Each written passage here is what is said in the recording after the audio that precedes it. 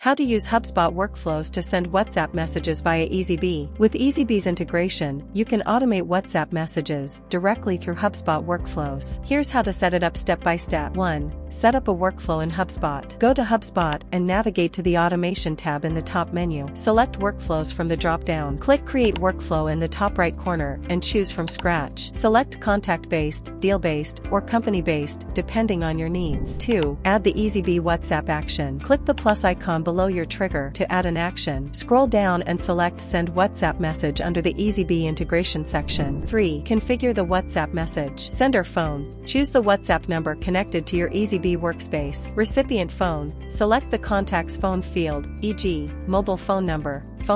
Message. Customize your message. Use contact tokens to personalize it. Media URL. Optional, add links to share documents or files. 4. Review and activate the workflow. Preview your workflow to ensure all triggers and actions are set correctly. Click Review and Publish to make the workflow live. This setup allows you to schedule automated WhatsApp messages at the perfect time, ensuring consistent follow-ups and engagement with your leads.